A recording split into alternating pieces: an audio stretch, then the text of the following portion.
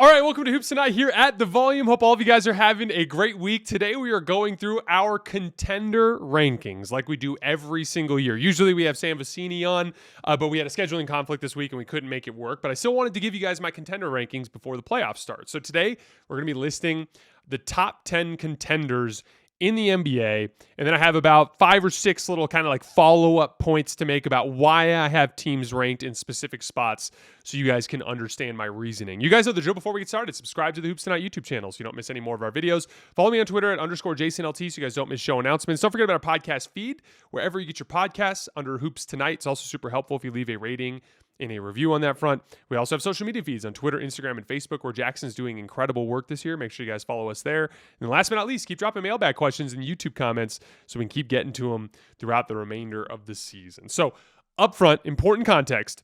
This is not just a ranking of the best teams in the NBA. There are teams that I have on this list that are lower than teams that I don't think are as good at basketball as them. However, the sole purpose of this list is to rank the teams based on what I think is their chance to win the title. So matchups can play a role, which conference you're in, health can play a role. So many different things can go into, it can be factored in when we're talking about strictly hoisting the trophy. Now, about a week ago, I did a list for the Nerd Sesh guys. This is what it looked like at that point in time. Celtics at 1, Thunder at 2, Lakers at 3, Cavs at 4, Warriors at 5, Timberwolves at 6, Pacers at 7, Nuggets at 8, Clippers at 9, Knicks at 10. Now, after having another week's worth of high leverage games, I would make 2 tweaks. I would move the Clippers up to 5, meaning everyone else is going to slide down from there. I just thought they were really impressive in their win in Golden State, and Kawhi just looks so fantastic that I think they're a little bit more dangerous as a 4-round winning type of team. But I'm keeping everyone else in order from there. And then the other kind of change that I'm making, I had the Knicks at 10.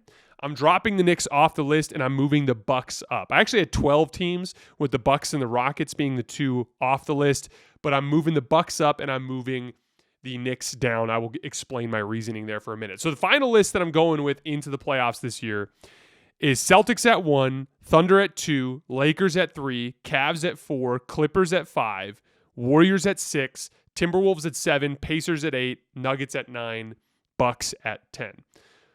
One other detail before we get into some of the specifics. I think there's a drop-off after 6. That 1 through 6 I view as, that's how I would rank those teams, and I think those are the 6 teams that have the best chance to get this done. I think there's a pretty considerable drop-off down from there. I think all those teams have big strengths, but their weaknesses are very big, and it just seems inevitable that to me that other 6 teams will eventually run into a team that can exploit that weakness and eliminate them. That 7 through 12, so the Timberwolves, Pacers, Nuggets, Bucks, and then the Knicks and the Rockets. I view all those teams as more or less on the same level. That I'm less concerned about where they're specifically ranked. I feel pretty strongly about those top 6 teams, though. So let's get into some specifics.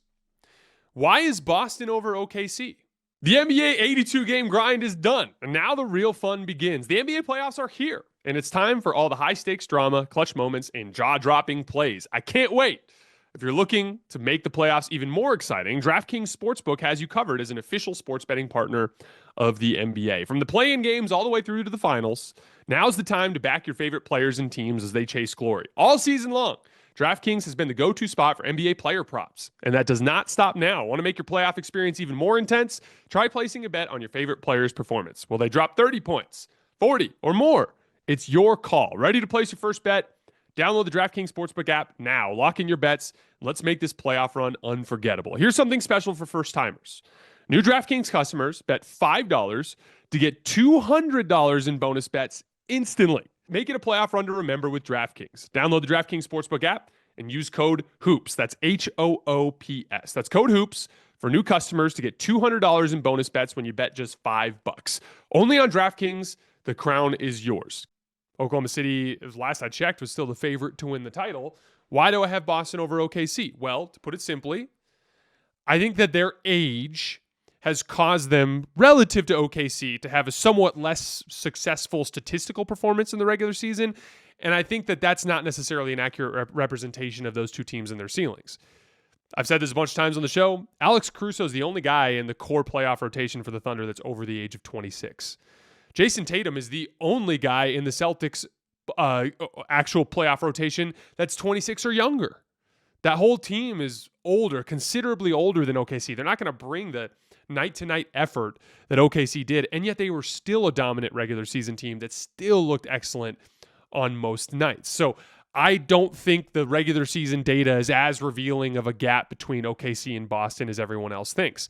From there, I just think they're more experienced, and I think they're more versatile. I think that makes them more reliable to be at their ceiling as they get into higher leverage games. I can count on Drew Holiday, Derek White, Al Horford in a different way that I feel like I can count on Chet Holmgren, Lou Dort, and Jalen Williams to play consistently well when the stakes go up to their highest. Do I think OKC can win? Of course, and I have them at number 2, but I think the Celtics, for me, deserve the nod as the most likely team to win the championship this year. Why are the Lakers over the Cavaliers? This is the first example of what I talked about earlier in terms of a team potentially being better than the team that's above them, but me dropping them because I don't think they're as likely to hoist the trophy. The Cavs are a better basketball team than the Lakers. They've demonstrated that pretty much from start to finish this season. However, I think the Lakers are more equipped to upset the Oklahoma City Thunder than the Cavs are to upset the Boston Celtics. I think the Cavs have a real chance to beat Boston. I think their wins, though, showed that things worked for them best in crunch time when guys were out of the lineup. A lot of attacking Sam Hauser, a lot of matchups in crunch time that Donovan Mitchell was able to go at that just won't be there when they end up in a postseason series with Boston. When they end up in a postseason series with Boston, I know Tatum can score on Evan Mobley. I've seen him do it. I know Tatum can score on Jared Allen. I've seen him do it. I know Tatum can consistently generate good shots against Darius Garland. I've seen him do it. I think the Celtics just have more advantages that they can exploit over the course of a real-life playoff series and not these regular season meetings that they have. I think Boston is just a much, much better team than the Cleveland Cavaliers, and I think they'll show it when they get into the postseason. The Lakers specifically present a matchup problem for OKC. They are too big on the perimeter for OKC's smaller perimeter players. LeBron and Luka are too comfortable. They have the ability to, on defense, load up on Shea, and on offense, spread them out and pick them apart. I thought they demonstrated that pretty clearly in their 2-game set that they played earlier this season. I think the Lakers are more likely to upset OKC and get into the finals than the Cavs are to upset Boston and get into the finals. Therefore, the Lakers are more likely to win the championship this year than the Cavs, even though the Cavs are a better team. And so that's why I put the Lakers at 3 on the championship contender list. Why did you drop the Warriors? The Warriors have been a really hard team for me to get a read on over the course of the last couple of weeks because they looked unbelievable there for a long time after the deadline. But then they just, in several high-leverage games in a row, the Houston game on Sunday, the Spurs game, the Blazers game, the Clippers game, the Grizzlies game, they just didn't look like the same type of, world-beating, championship contending type of team that they looked before. They lost that game to Houston. They lost that game to San Antonio. They beat Portland, but then they lost that game to the Clippers, and they were in danger of losing that game to the Grizzlies. And, those teams are all good, but none of them are among the teams that we have in the top tier of this list, except for the Clippers, and they lost that game. And so I'm a little bit lower on Golden State than I was before because they look a little worn down. Their role players look a little less confident. They've got what appears to be a shooting problem that has risen to the surface. I'm a little concerned about Golden State. That's why I ended up dropping them, but I do still have them on that tier. Big believer in their defense. I think Jimmy has looked fantastic in these last 2 super high leverage games. Still a believer in the Warriors, but to me, the Clippers did more at the tail end of the season to demonstrate to me that they had a championship ceiling than the Warriors. So that's why I moved them. Why are the Nuggets so low? I'm a huge believer in Nikola Jokic. I think he's the best player in the world. I think he's the best offensive player I've ever seen.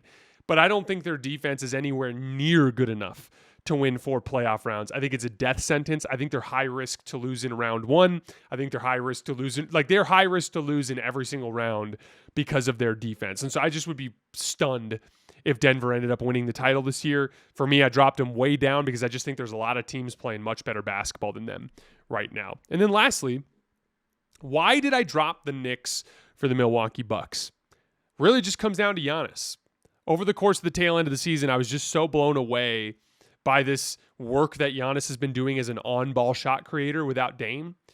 I said this on my show the other day, but over his last 6 games of the season where he went 6-0, the team actually went 8-0 of their last 8, but Giannis sat out 2 of those games. In those 6 wins, Giannis averaged 32, 12, and 12 on over 60% from the field, over 40% from 3 on over 2 attempts per game, and over 70% from the line. He legitimately has been like two-way Luka Doncic over the course of the last month or so of the season. I think that is a huge wild card going into a postseason run that makes the Bucks a substantially more dangerous team than they looked earlier in the season when they were playing so much more through Dame. Also, there's a version of this where Dame doesn't play and they lean more into their defensive personnel. I think that the Bucks have just a little bit more of a puncher's chance to make some noise than the Knicks do on the strength of Giannis Antetokounmpo, and so that's why I moved them up to 10. But to put it frankly, I don't think the Knicks or the Bucks really have that much of a chance this year. All right, that's all I have for my top 10 contender rankings. Again, as always, I appreciate you guys for supporting me and supporting the show. Super excited for this playoff run. Super excited to get into the chess match in every series. I will see you guys on Saturday.